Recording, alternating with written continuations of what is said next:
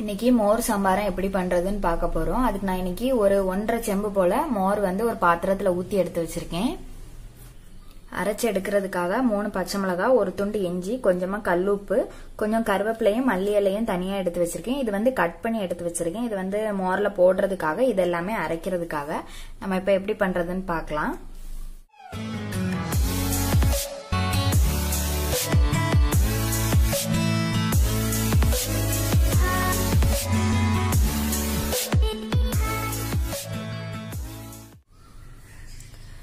ஜார்ல மல்லி இலை, கருவேப்பிலை, இஞ்சி, பச்சை மிளகாய்,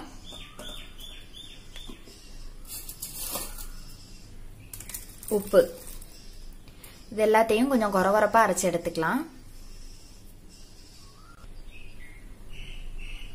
அரைச்சிட்டு வந்தாச்சு. இதை மோர் கூட கலந்துக்கலாம்.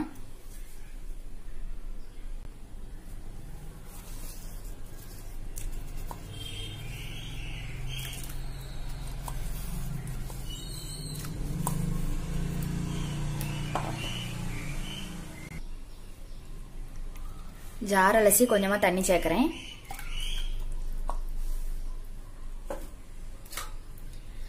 கட் பண்ணி வச்சிருந்த மல்லி இலை, கருவேப்பிலை போட்டுக்கலாம்.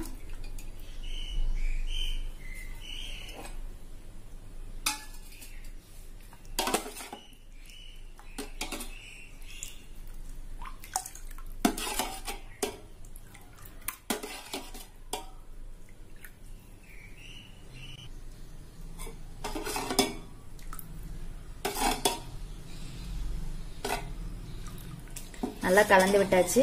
உப்பு, காரம் எல்லாமே கரெக்டா இருக்கு.